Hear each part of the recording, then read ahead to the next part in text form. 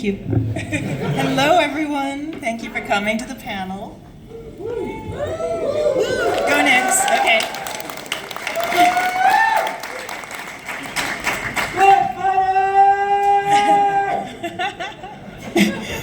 Welcome to the Absolute Universe panel, a conversation with the creators shaping DC's Absolute line.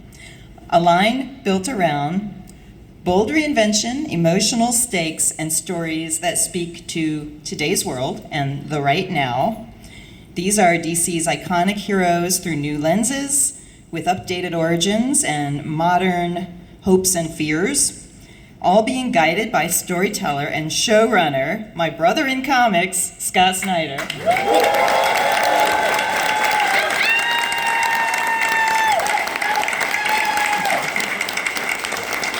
Okay, don't give him a big head or anything. Okay, and I forgot to say, I'm Marie Javins. I'm the editor-in-chief of DC Comics.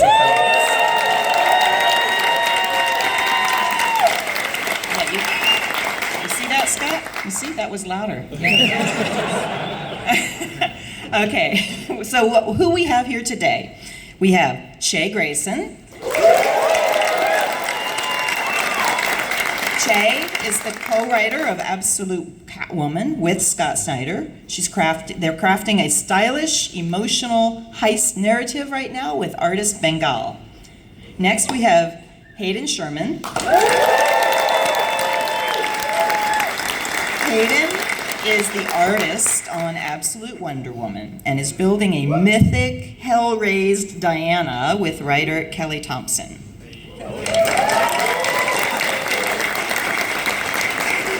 And then we've got Nick Dragota.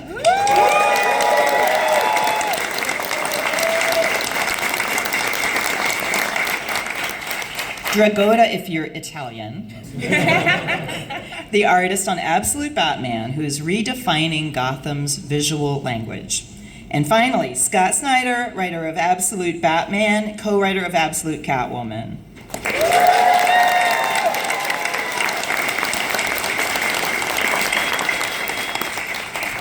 Scott, let's start with you. Sure. You have described the Absolute line as a unified mission statement. Heroes facing the fears of right now. That's in italics, right now. How do you explain Absolute Batman to someone who only knows the original flavor Batman? Is it his size, his costume? What is it? Well, first of all, I just wanted to say thank you. I haven't been to this con since before COVID, and to see it was awesome then, but to see it have grown so much, and the energy from you guys, the organizers, everybody working the con, this has been one of the best ones I've ever been to, so thank you guys for an amazing weekend. You guys rock, so give yourselves a huge hand of applause. Heroes are awesome. I was already like, can I come back? Can I come back? Yeah. So, thank you. And the fans are so nice. Like last night, total digression, but I cracked my tooth like a few weeks ago eating popcorn at a movie with my 14-year-old. This tooth was cracked months ago. Yeah. Okay, all right. I don't have any time to fix anything. But so they were like, it shouldn't be a problem, just whatever. And then yesterday, out of nowhere, something went wrong. And it was like, throughout the day, it was getting worse and worse and worse. And you guys not only offered me like drinks, like beer, nonstop. Somebody gave me like an amazing, well, I won't even get into it, but everybody was so kind and so awesome. I honestly, like this con population, I can't say enough good things about everybody in Charlotte. You guys rock. I've literally come back here every year for the rest of my life, so you're awesome. But so, Absolute Batman to me, first of all, like, the way I would describe it is the way that we kind of, all of us, I think, approach our books, right? Where Marie said it, it's making these heroes sort of make appropriate or making them even more heroic for this moment, trying to figure out what we're most afraid of and pitting them against those things. So for me, Absolute Batman really was looking at my kids. I got 3 boys. One is 19, one is 15, one is 7. but especially for the older two, what would make Batman and, as my favorite character, exciting to them the way he was to me when I was first reading comics. And he seemed so real, right? When Dark Knight Returns came out and all this, I was growing up in New York City, all that kind of feeling of him being immediate. And so for us, I look around and they're facing a world where, regardless of your politics, I think we can all agree, the rich and the powerful are pulling way more levers than they should be. And it's harder and harder for young working class people, young people coming into the real world. And so it felt like, let's invert the mythos. Instead of Batman being the system and order and sort of the entrenched power, let's make him the disruptor, the Joker, but a good version, someone who's the rebel, the one kind of breaking things and rebuilding them. And let's make the Joker the one that has all of the resources, who's the handsome generational billionaire. And from there, really everything began with Nick. Nick was the first person I thought of to do it, the only person really. I actually told James Tynion, I was terrified of doing it. I didn't think I would, and I was like, if Nick Dragotta can't do it, I'm not going to do it. So that was really it. But reinventing it with him, trying to make it something where it felt like it has the grittiness of Mazzucchelli, his style, but also has the kineticism of manga, the elasticity, but above all, he's an incredible storyteller, the same way Hayden is. A lot of the creators on here are all about story.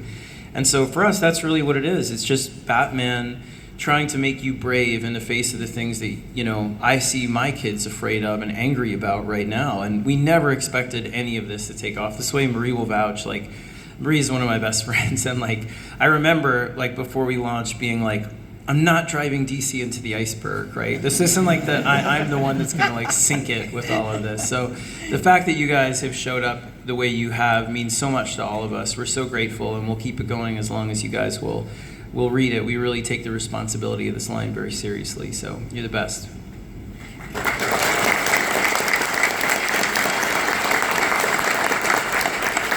So, and something you just said about Gotham, right? So, going to Nick, Gotham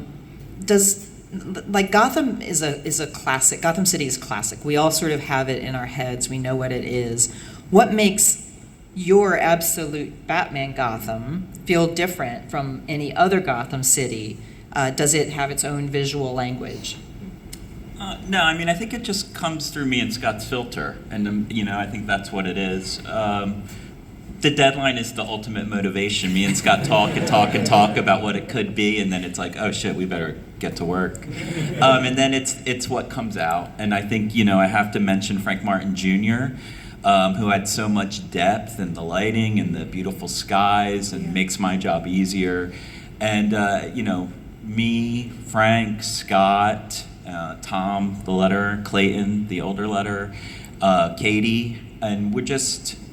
it's just through our filter of what we see Gotham and getting it done on time. There's not much more thought than that. But I guess Chicago was my influence. I went with more gridded, blockier buildings. I want everything to mimic our Bruce. Rough, square, rectangular, monolithic, and big. So that's kind of a rule we kind of stick to.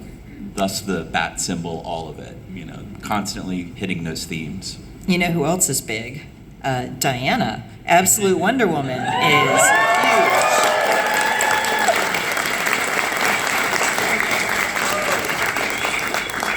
Hayden, so Absolute Wonder Woman, mythic, hell-raised, huge.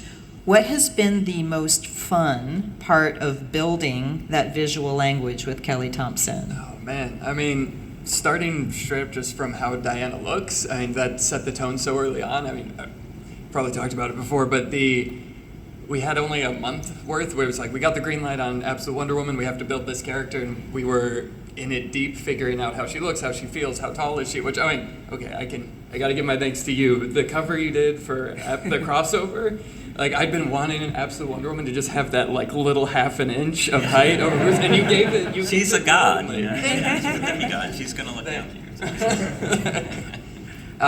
you. So, the ability to really push and pull all of these elements that we classically associate with Wonder Woman, try and keep the core iconography, but build something new on top of it, taking those hellish inspirations. Really, once we had her locked down, it felt like we had the tone of the book overall. Like similar to what you were saying there with you want a sense of cohesion for the book overall. So where you're building with these rectangular bulky shapes for Batman, I feel like we're building with these more, we want this organic feeling to the world that she lives in, that there is this sort of flow. I mean, recently we showed Absolute Ares, and I wanted his armor to feel not just like classic ancient Greek armor, which we've seen a lot with Ares, and is amazing and beautiful, but it's also something that we've seen since the ancient Greek invented him, and since he existed as a mythological force. So now we're getting to pull in elements of that classic iconography that goes back to so far into pulling from musculature, pulling into like what does the armor of a god look like? It doesn't have to function on the same level a human-made thing is. It's magic, like that. Yeah, so you figured out who Diana is, Yeah. and now we go to Che. So Absolute Catwoman, that's a heist book with emotional teeth. I don't know how many of you have seen it. It just came out. What is the moment where you thought, oh, this is who Absolute Catwoman is? And how are you and Bengal showing that on the pages of the comic? Yeah, I think it was interesting because it's not quite like her origin story, but it's really a book about her context within the Absolute universe and thinking about her past and her present, and how badly Selena as a character wants to separate the two. And she thinks that she can at the beginning of the book, and she realizes she can't. Like, her past is filled with the uncertainty and the hardships that Gotham often deals to the working class and to the marginalized. And we see her in the beginning. She's gotten so far up. Scott was like, we just want her. The visual we always had is that she's always on the rooftop because she wants to get so high away from everything that she feels pulls her down. That feeling of being stuck in the mud, being sucked down, and feeling like rock bottom is actually bottomless. And so when we find her at 25, she's like, oh, I made something work. I worked around that. And then her past comes knocking on her door and goes, not quite. But for me, who Selena is was really important because I grew up with understanding Selena through the lens of like what Eartha Kitt and Michelle Pfeiffer brought to her. That was just for me personally, and I think I really wanted that for her. Like, she's so amazing in the main line, but I think in order to make her work in the Absolute, I had to figure out how she speaks to me. And the thing that really clicked for me is the why. Why does she steal? And the moment that Scott, Andrew, and I said, oh, she doesn't take, she centers everything through the lens of what is taken from her. So how does a thief act as someone who frames things as not the magpie aiming for the shiny thing, but the girl with a grudge who is wrestling with how to get back all of the things that was taken from her and the people that she loved. And once I had that, again, all of the themes of being entangled and being too low and wanting to get high, all of that informs the story, the plot, the twists, the turns, and the character movements. She's somebody we saw a lot as a child, and now she's coming back as a 25-year-old, right? Exactly. So, Scott, you've talked a lot about Bruce's relationships, not just Selena, but also, Harvey, Oswald, being the emotional spine of Absolute Batman. But how does that shape the way you write the villains? Did they also have an emotional spine? I don't know if well, I mean, they have emotional, they have no morals, like most of them. Like, I love, and first, let me just say, like, it's such a joy to get to just watch what Shay and Bengal create on that book. I just get to be a cheerleader. Everything you love about that book is them and Giovanna and Lucas, the letterer. So, thank you so much for pitching something so strong that I just get to sign it. And like, that's it. Like, people bring it up and I'm like, I feel guilty because all the hard work and the incredible sort of artistry and craft of that book is them. So huge thanks for making me have the easiest job around. But yeah, for me, I think where the Bruce is, I grew up in New York City, and my closest friends, I still have a lot of friends that I knew growing up, but you go in really different directions, right? But those are the people that knew you when you were this like raw bundle of nerves, and you can't really fake anything with them. Like you can't hide it. I just had my birthday, and my friend organized like a reunion of a lot of the friends that I grew up with, and it was amazing because like no matter they don't take any shit from you, and like wherever you are in your life, you're still the same person to them. Where it's all humility. It's all like they knew you when you had no like protective veneers up and knew how to deal with anything. So there's that forever connection, first love, all that stuff. And so once I understood that Bruce was going to grow up in that environment in Gotham, it just clicked for me and Nick so thoroughly, that idea of like these aren't like his villains who he has a emotional connection to because they're reflections of him like in the main universe. These are his family. Like this is his family. And to watch them change is a whole other thing. And he can have a different level of depth to his relationship with them. And to Selina, which I've never been able to write Selina well, honestly, in the main universe. I kind of avoided her a lot. Mostly because I always saw that relationship as cycling through somewhat of the same format. Like they get together, they're together, and then they can't be together, and that. And here, it's so different because they can't not be together. They can be together in a very different way, and we're exploring that in a lot of the stuff coming up. Selina, both in Catwoman and in Batman, has a really big emotional heft in our story. But yeah, I think ultimately, like the other thing I'd say is just. The book is about the secret sort of arc that Bruce is on is how do you be Batman in a world where the villains have everything and you have nothing, right? When you have everything, you can be a loner because you've got the cars and the planes and all the connections to walk into any room in the world. But if you don't have any of that stuff, you have other people. You have power in organizing, power in collectivism, power in motivating people to want to change the systems that exist. Which I see with my kids. My kids are wonderfully politically active and very proud of them and, going after what they believe in a world where I'm more like Alfred, where I'm like, oh my God, the system is so, they're not going to change. And that's the secret of the book, is I knew I could do it when I knew I was Alfred, where I was like, all right, I'm not Batman. I was Batman in my mind when I did it with Greg. Not this time. Now I'm like Alfred or Jim Gordon in a coat, like an old coat smoking. But anyway, so that's the idea, is what Batman really learns over the course of the whole series is collectivism. Batman needs to be something that not just inspires people from perch high above, but is among them and one of them and builds with them. And so the friends are a core part of that. He loses them and has to get them back. Nick, are you Batman in your mind? I'm definitely Batman. Okay, just checking. So... Nick, fans have gone wild for your character designs, editors too. How does the character psychology drive those choices? I don't think it does. It's just trying to make something really interesting and cool. Like Croc, we didn't know his story. And I think the impetus of that was like everyone in the films or in the comics, he was like a human crocodile with scales. And I remember just being like, let me go look at crocodiles, and I saw the snout, and I was like, well, that looks like the brow of a head. Let's put his head on the front, and pull in probably in some of the manga influences. Let's make his jaw go all the way down his chest, and make it horrific. And so that was something we sat on for years. Yeah. And Scott was the impetus for banking Batman so big. He said, I want this to be the biggest Batman ever. And I drew him big. And he saw it and he said, bigger. And I said, Scott, we're getting into Hulk proportions now. And that was scary at first. But once I learned to act it and stuff, it's awesome. I love it. Who else is there? I don't know. Well, the villain. Two-Face and... I can't... First of all, like, the amount of imagination and passion and dedication this guy brings to it. There's no higher level of commitment than I've ever seen in any creator than he has. Like Greg, him, like that, going to the mat every minute of every day for the book is makes it an inspiration to be a part of.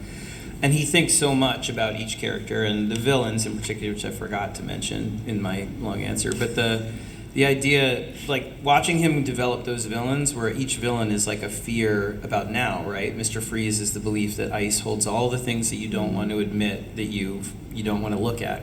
You know, the ice holds all the past. It's the memory of the world.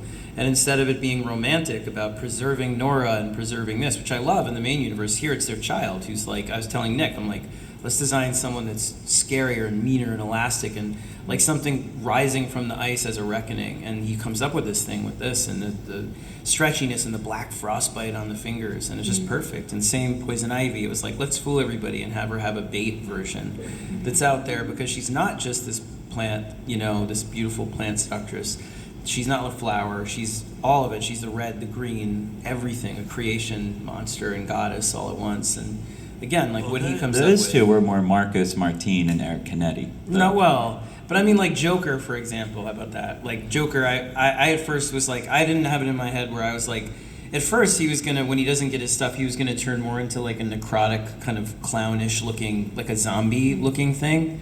But Nick, we started playing around, and it was like, well, he's kind of like the devil. You know, he's been alive for a long time, and he makes bargains with everyone. And Nick started growing him out and making him more and more demonic. And it just hit this level here where it was like, that's the Joker I've always wanted. That's the Joker behind all the Jokers I made up in the main universe. That's the joy of this series, is a lot of it is almost like the ideas that I tried in the main universe that I love, but I couldn't push all the way. You can push all the way here. And when he drew that, it blew my mind. Like, it's my favorite image, other than the very first time I saw Batman. I think too, we also have like this advantage of nostalgia, that we all know where these characters are going, but we don't know how they're going to get there. So it's fun to just play with, you know, all these ideas. And Scott mentioned passion. There's no one more passionate than this guy, and it's kind of like if you are an aspiring creator, there is a pathological passion you have to do this. So it's like Scott and I talk constantly, and like I remember drawing this image, and I'm like, Scott, I'm not, because every now and then I get notes like, you can't show that on the page. That's too violent. It's too gross. It's too sexy. Not for me. And I told Scott, I said, Scott, because Scott had this idea for the baby coat, like, before anything was even done. He's like, Joker's gonna wear a baby coat. Okay, we're going there. And I said, Scott, I'm drawing the baby coat, but I'm really drawing the baby coat. Like, I'm not gonna redo it. I don't want to hear it's too much. And it was no problem. We got, went through. But we're constantly pushing each other of like, push it, push it, push it. So that's part of it too. Sometimes you think an idea is awesome and you forget who you're talking to, like when you talk to your wife's friends or someone and you're like, and none of them are in comics, and you're like, and it's gonna be a baby coat. And you are just like, I was wrong. Maybe not at the parent-teacher. They're grown in test tubes. Wine and cheese. But you get really excited. It is though. Nick said it's funny. It's like, good morning, Scott. Good night, Nick. Like, but last thing, and then I'll shut up, I promise. But I'm also like on all these antibiotics and like whatever. But one of the joys of this universe really is that I hope you guys can feel that we really like each other, all of us. Like, we're friends, and it's such a joy to get to work with people who you genuinely like to hang out with. You go see on the.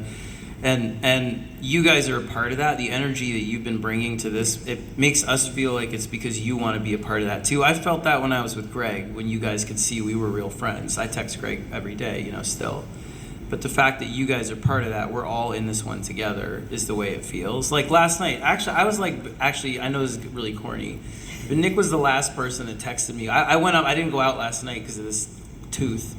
And I like went up and watched the game with my kids and that stuff and whatever, and I was supposed to come back down and I did not. And I have a lot of friends here, but Nick is the one that texted me midnight and then again, are you okay? How are you feeling? That stuff. And that actually meant a lot to me. You know what I mean? Like, no, seriously. Like, we're real friends. You know what I'm saying? We're real, all of us are real friends. Like, we all know he's literally closing on a house. She just got married last week. Like, that's like, we're friends.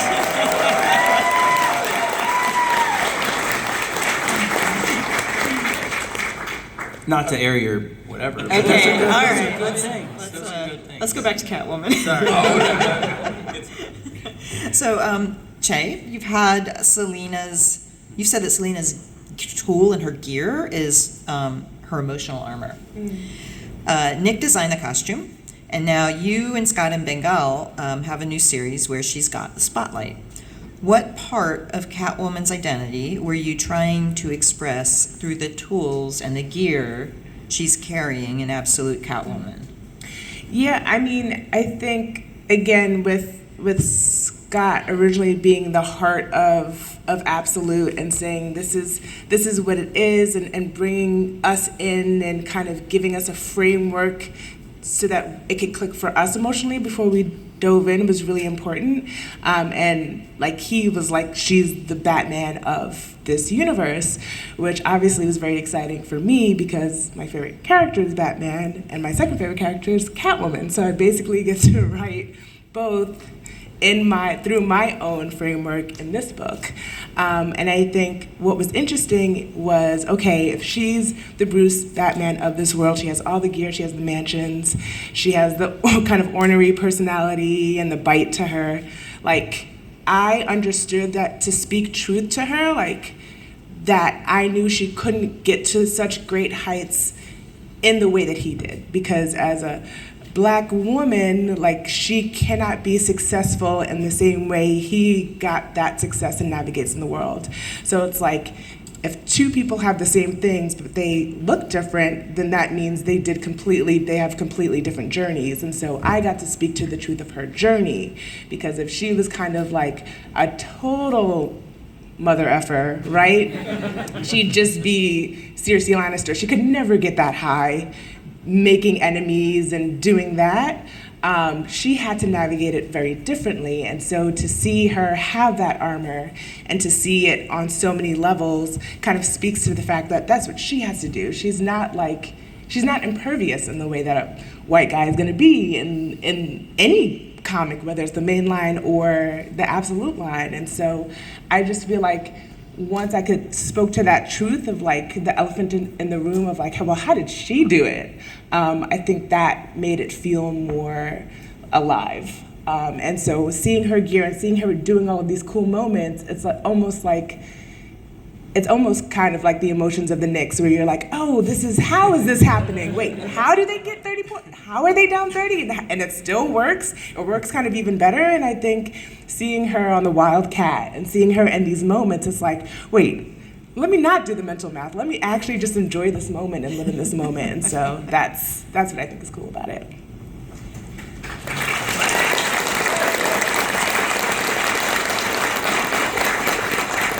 Okay, we're going to go back to Absolute Wonder Woman for a minute.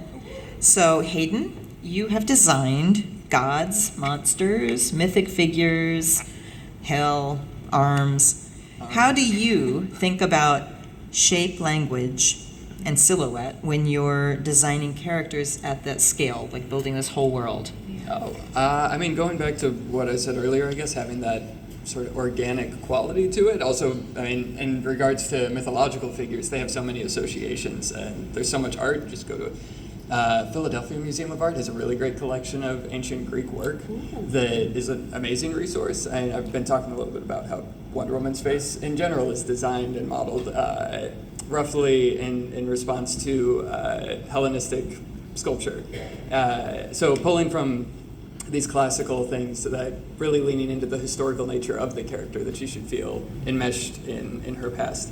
And that everything beyond that that spins out of her world should feel as a part of that as well. But to highlight, I mean, Kelly is such a big part of all of that, where she brings up every character that we introduce. She has several paragraphs of write-up about that character, how they feel, and also their historical context, where they fit in, their relationship in the pantheon of gods.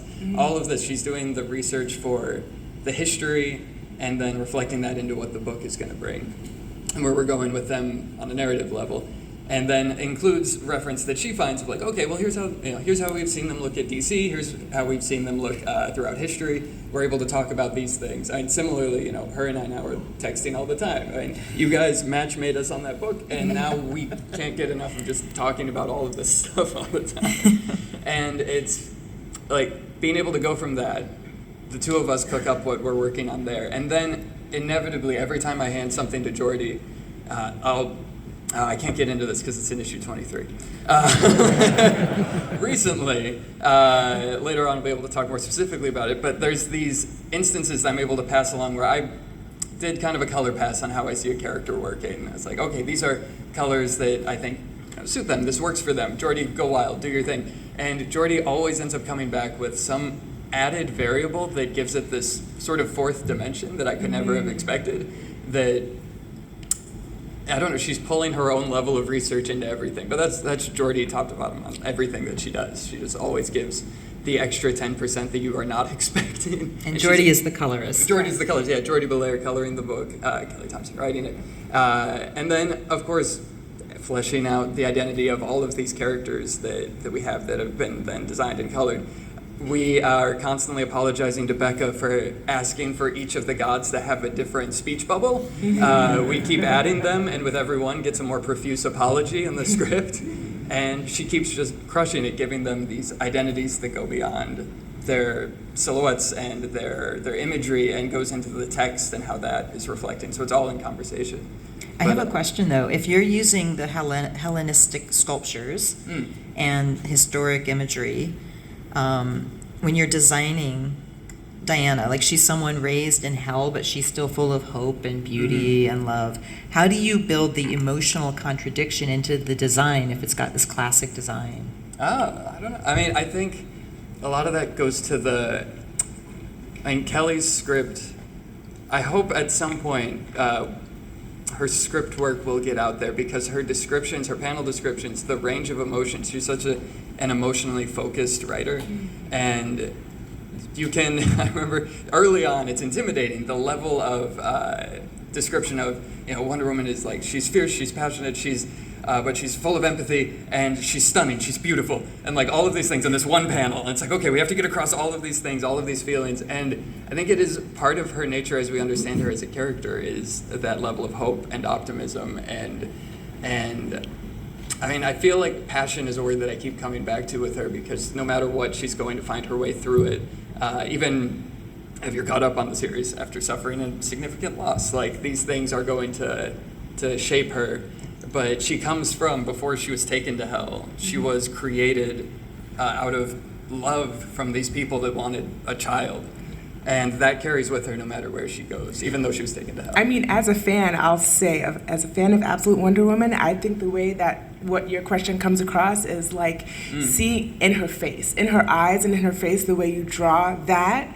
And then, but then you see her with her badass freaking sword or her lasso. I think it's in the face where that softness and that empathy lives, and then everything else is hellish. And I think that's what makes it so powerful when I'm reading it, is like something you do with her eyes, something you do in here, the acting you do in here, I think is the softness and the love that you're talking about. I'm happy to hear that. It's without also getting too sappy or maudlin, like it really is like this is Wonder Woman, and in my life, like the Wonder Woman I had growing up is my mom, and she is the strongest woman on the face of the earth as far as I'm concerned. Like that I've met, like she's gone through so much, and she's always been there and gone out of her way. No matter what gets in the way, she's always there for. Like I've got 4 siblings, we're a big family, and she makes all of this time for each of us individually. And I think growing up with that, being able to instill some of that on top of the traditional heroic values and things that we associate with, I mean, a sort of Christopher Reeve Superman, that charm, the ability to walk into a room and know that he's a friend and things like that. So there's that heightened level, but also that very personal level that I try to bring to it. And sacrifice. Sacrifice. And sacrifice. So, what we're going to see...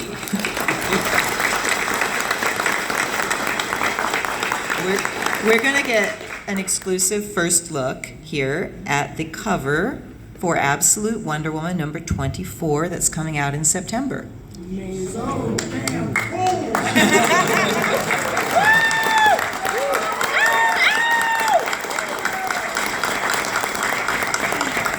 So, Hayden, we all know, if you're reading the book, you know that as part of her sacrifice, Diana cut off her own arm early in the series. And you've had an opportunity to draw different types of arms since then, but What does this new prosthetic arm communicate about the journey ahead of her? Oh, well, I mean, this is her getting back in the ring after that loss I mentioned. I mean, issue 20, she got, she was beat by the Iron Maiden, and she's not going to let that happen again if she can help it, so she needs to armor up. And, I mean, armor.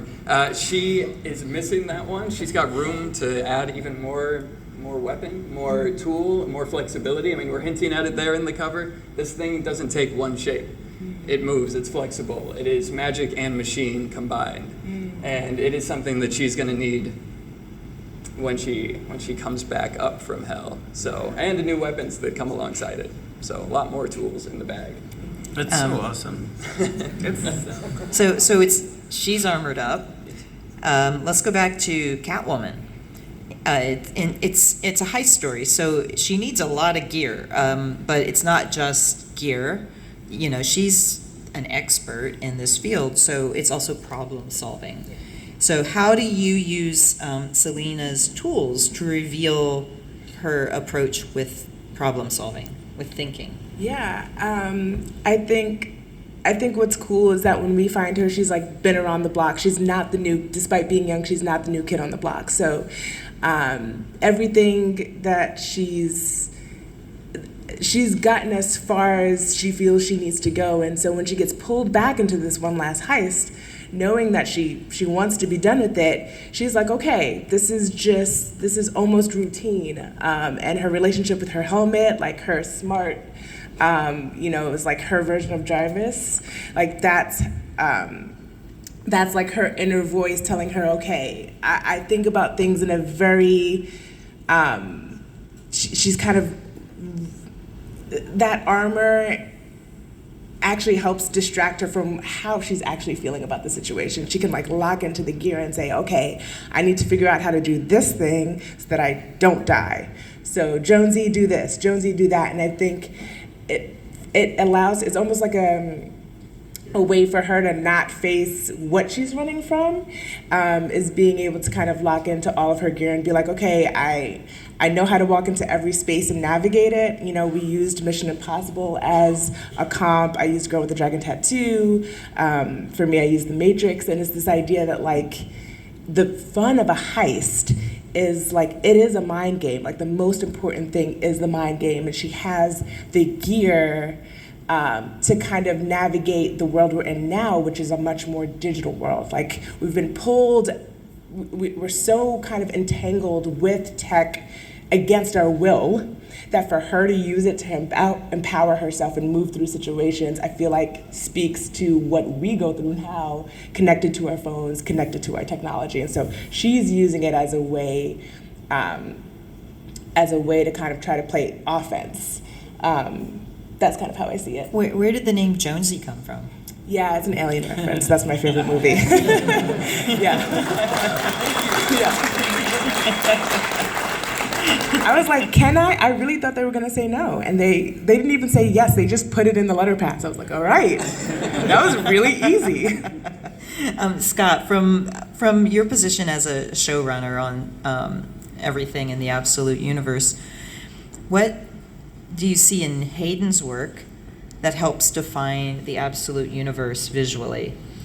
Well, I got to work with Hayden back on a couple of books we did together for IDW for Dark Spaces, and the thing that's so the thing that's so amazing about Hayden to me is the way how immersive their art is. I mean, for me, it's almost like you tell a story, and Hayden doesn't only kind of cinematically interpret it; they absolutely transform it and reimagine it in a way where paneling, page design, everything is fluid in a way I didn't even realize they could be sometimes. So everything sort of becomes organic and almost liquefied throughout the thing to be able, lines you didn't think could change, designs like, compositions change, everything, this is the core to both these guys.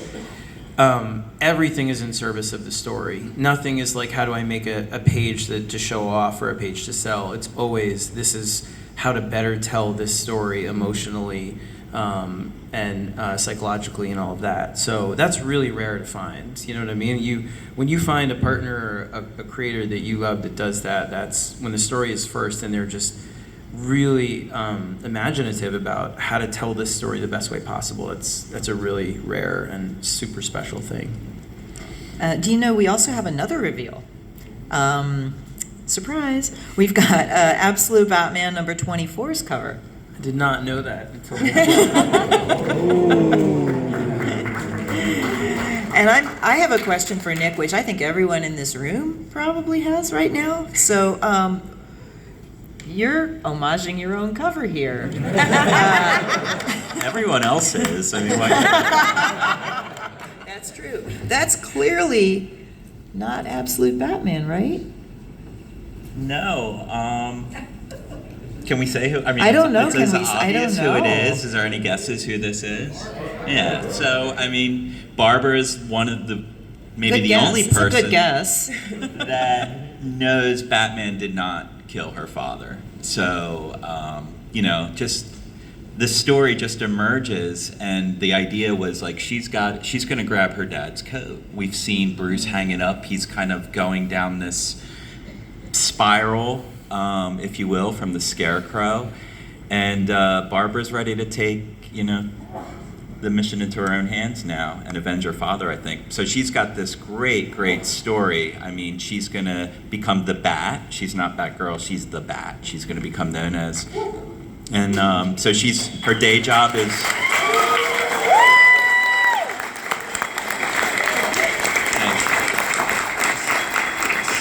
So basically her day job is the cop, but at night she's gonna maybe have to go outside the law to get things done. And but she still has this core, like again what Che was saying, like with Catwoman, it almost feels like more Batman than Batman, her mission and her origin. Yeah. And then as Bruce is kind of losing it, she's gonna come in, and I don't want to give any away. Yeah, Scott will that's give enough. it That's enough. I love this character's story. For me, has been there from Nick forever. Like we've been talking about it since 2022 or whenever we began the book, and it really comes to a head here in 24, where it begins in earnest. Where she not only, because we wanted her to kind of come up under her father and have begun her time at the police at GCPD. But she sees all these things that are wrong with it everywhere. And so for her, there's, her father, and there's good, but there's tremendous corruption, there's tremendous inequality, all this stuff. And so she goes outside that. And here, one of the fun things is, she fights differently. And so in terms of the shotgun, you might recognize that from the very first issue that we did. Bruce repurposed Alfred's shotgun to be this bat shotgun that fires electrified mini batarang pellets, so that it is non-lethal, and at the same time it's super badass. And she uses different weapons that way, so she still follows some of the same tenets. She's not out there murdering people, but at the same time she's really tough. She's really, wait till you see her with the coat off. It's awesome. She's buff. She looks like MMA, like out of control. She's got the wraps and all that stuff, but she's got the tank top that has, it's like almost a Kevlar with like the bat symbol on it, and she just looks so awesome. It's one of my favorite designs. This is the hard part of this book. The solicits make us share before we want, but like how she comes across this gear, why are there bat tentacles weaved in the coat? You're just gonna have to stay tuned. But it's fun. Or we could just spoil it. No. No. All right, I'm turning off their mics. Nick, Yes. you have been drawing comics for a little while. Nick Yes, I'm the oldest person on the panel. That is not Thank you. true. That is actually not true. So Nick is a multi-year overnight success. You know how it is, right? What kept you going early on when you worked on your craft before you had this sort of massive success? I think it's the same reason why everyone's in this room on this panel, like our love of comic books. Yeah. There's just this insane passion for it, right?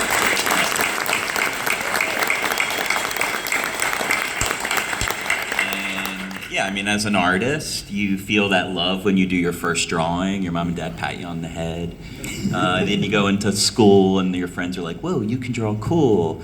And then, like, I feel this reciprocation of love even as an adult. And I think that's what drives me. But the medium of comic books is just the best, right? Yeah. It's so simple.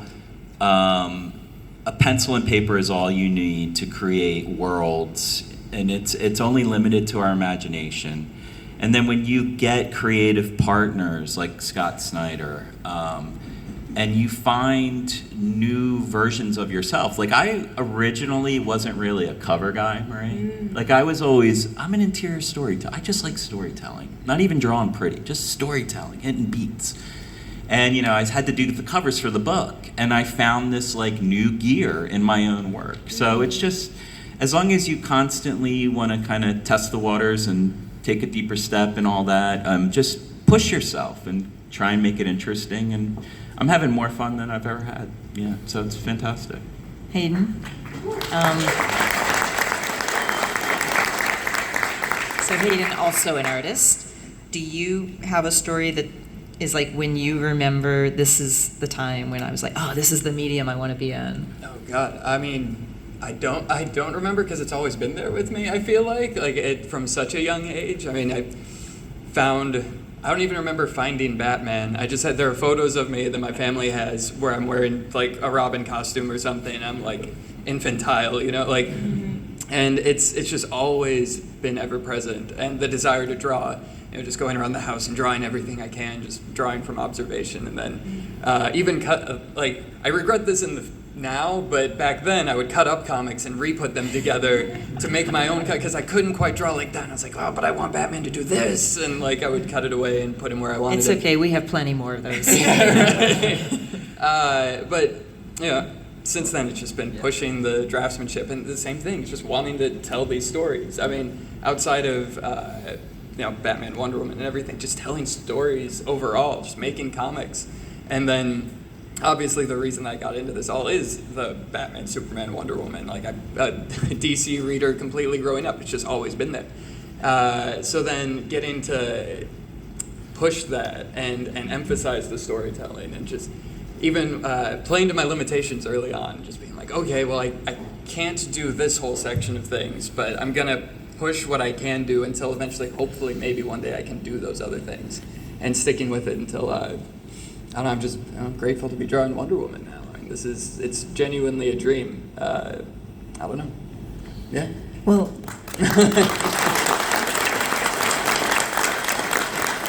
so Che's path was somewhat different, right? Che has done a lot of other things before coming to comics, right? So engineering, film, photography, animation rooms, I think, and then comics. So how did those, what is your story? You've talked about hitting walls and pivoting? Yeah. And how did that shape your voice?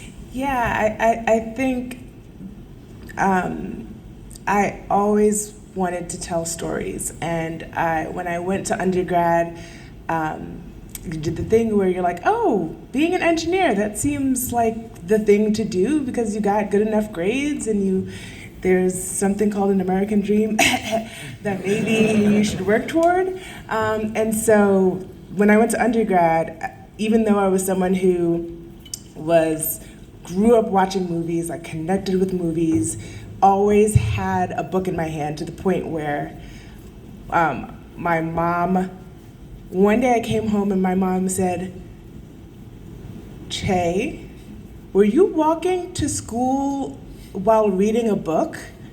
And I was like, yeah. And she was like, oh, I'm worried about this kid. You can't walk down the street and read at the same time. And so stories have always been inside of me, and I just grew up, and I think something that's really cool about being a storyteller is I grew up in an environment where my mom let me express myself. She was never like, don't talk back to me, don't talk back to her, but it was like, we talked for hours and hours and hours, the work people put in 40 hours a week for, the salaryman that puts in 40 hours a week for how many years, is like how much my mom and I talk. And I think that idea of being a communicator really translates to being a storyteller, because you don't feel silenced as a person, and so you don't feel silenced in your work. And so I was failing as an engineer, first year, on probation, and my mom looked at me and was like, "You already got into the school. All you have to do is graduate with whatever." I said, "Oh, just all I have to do is graduate in 4 years?" Like, "Yeah, you don't have to be an engineer." I was like, "Oh." Did all creative writing classes, had already been doing photography, got into photojournalism, realized that journalism, that actually fiction says more truth, which now feels really the case, than journalism, so switched straight to fiction. Picked up a camera, went to film school straight from undergrad, and while I was in film school, that's when I started hitting a wall, and that wall was there weren't enough people that looked like me for my stories to really be supported. So I got a chance to become a really good storyteller, but no one was like sharing a platform with me to that in the way that Scott has, right? Like, that is just true. Like, he's the only person who has like actually set me up for success. There are people who will maybe validate you, but there are very few people who will make sure that you don't fail. And that's what's actually really hard about being an artist. And so, while I was being a filmmaker and I was writing and directing, I kept hitting a wall, which is just like, no one cares because you're not Cary Fukunaga. No one cares because you're not P.T. Anderson, and you're not rich, and you're not this. And everything opened up for me where I decided, well, there are only so many shorts I can afford to make. I'd love to learn a new visual medium. And I decided I wanted to learn comics in film school. And it was the first time there were no walls. Comics is the only art, the only part of my life that I've touched that there has never been a need for me to pivot. It has always been open. It has always been open arms and open doors. And so to be in a film that was so cutthroat, so competitive, so jealous, to then this, where you actually do meet your heroes and should meet your heroes, it was night and day. And I became a better writer as a comic book writer. And so that was then informing that. So then I just never left it. I said, I'm going to keep making comics and telling stories, and I'm going to keep trying to do film. And then I got into TV, but I never left comics, and comics never left me. And I'm just so appreciative to you guys. I'm so appreciative to all of you. Like, I'm so humbled. I'm so excited for this ride, but like, it's only this sweet because of all of you guys. Thank you so much.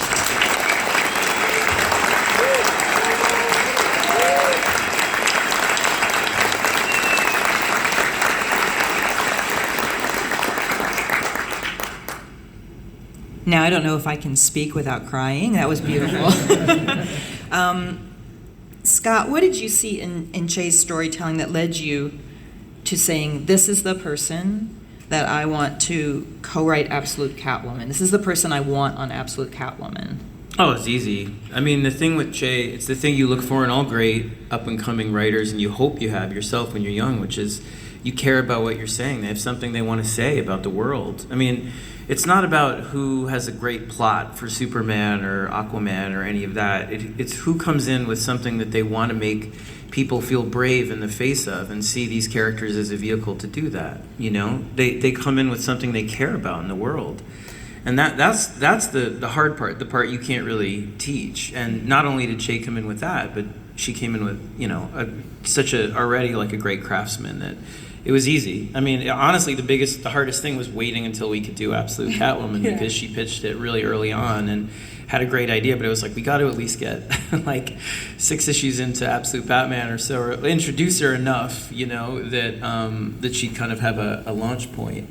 But it's the same with Hayden and Nick and everybody. It's the same with art. It's, you know, to echo, finding people that care about what they're saying, not caring about being a part of comics or caring about the money or not that there's any money, or caring about the notoriety or whatever, the fanboy aspect of it, but seeing it as a medium of expression. That's why, you know, like, it's all about communicating with other people, saying something. Are you afraid of the same thing I am? Well, maybe Batman can make us brave in the face of that thing. Do you feel brave about this? Well, hopefully you can make me feel brave. And, you know, really quick, like, that's what drew me back to comics too, or drew me into comics, was I was in books, and then I thought I would like it, but I really did not, and I always wanted to do comics. But when you break in, the thing you realize really quick is that what makes comics so special is that it's collaborative. It's collaborative in a different way, where it's not cutthroat. I mean, largely, you know, it really is people who get into it because they want to make things together. Yeah. You know, I hand something to Nick hands it back elevated and different. I react to that, he reacts to this, back and forth, back and forth, back and forth. And it's this incredible trust fall. And the other part of it is, this year has been a great reminder of how collaborative it is with you guys. The demand for all these different variations on the books, and also the energy you're bringing to these conventions, which is why we keep going to so many of them in store signings.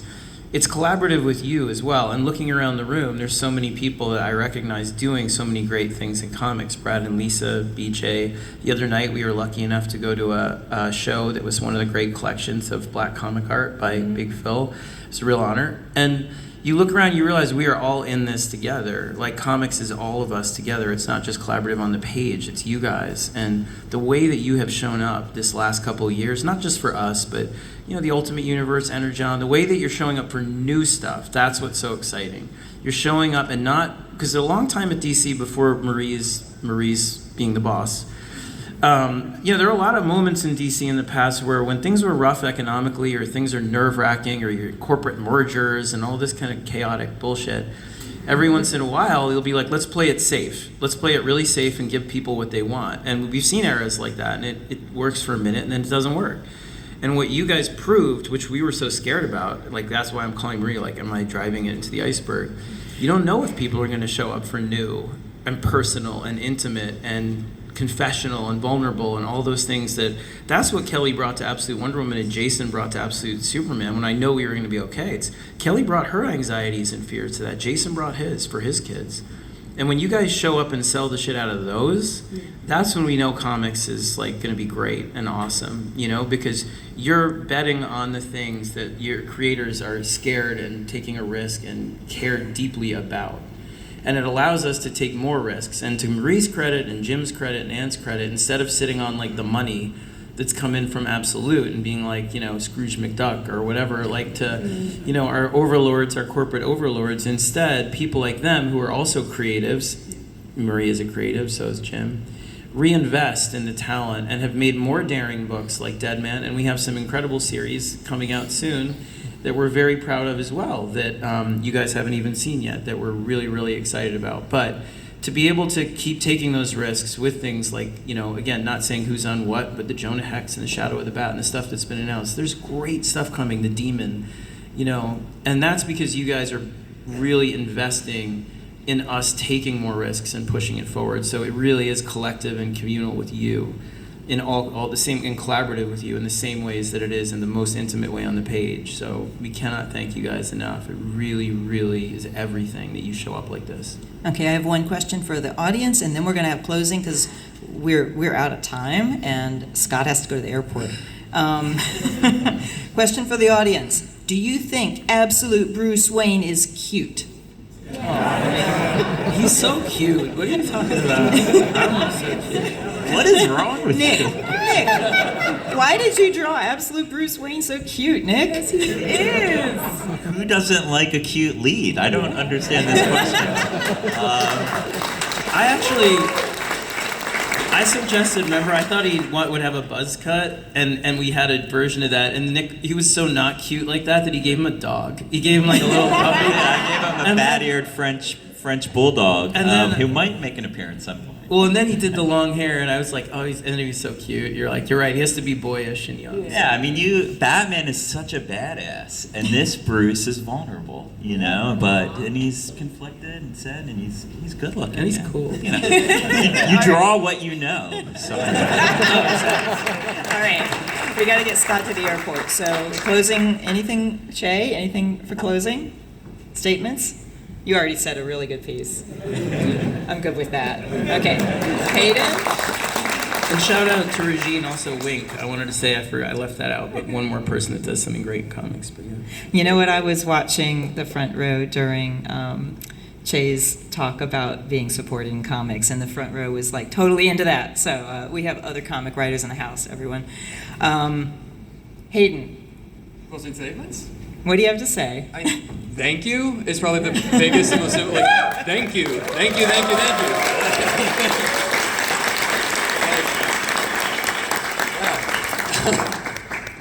Nick? Yeah, thank you. I see Clay Mann in the audience. I want to give a shout out to Clay.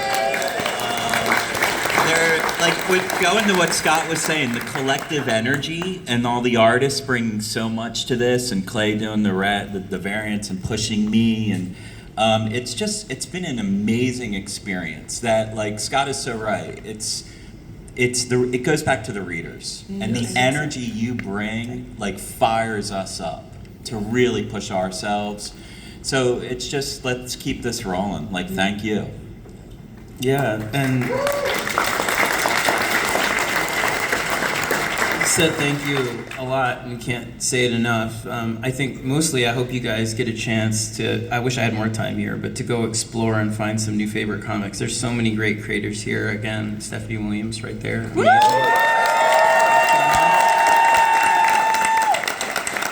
But this con is so chock full of incredible established creators, and also I got to go over to Indie Island the other day and take a look briefly. There's so much rising talent. I hope you'll go explore and find your new favorite comic while you're here, because this is a place where the next generation is grown. And again, so go find some amazing comics, and thank you guys so much. We're like living our dream jobs thanks to you every day, so we appreciate it. All right. And I get to do a closing thought too, because I'm just going to take that executive, right? He's like the least boss of all time. It's like being on a pirate ship.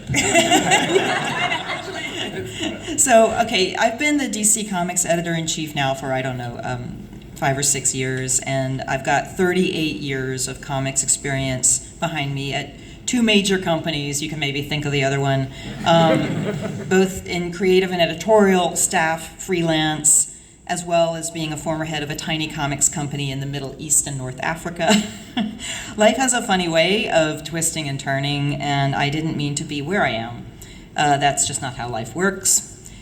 But here we all are today, collaborating and celebrating the astonishing malleability of these iconic characters and the resilience of comics as an art form. And I want to thank every fan and retailer, all of our talent, all our staff, and I'm deeply I can't even follow my own notes. I'm deeply grateful to all of you for the opportunity. Thank you for joining us today.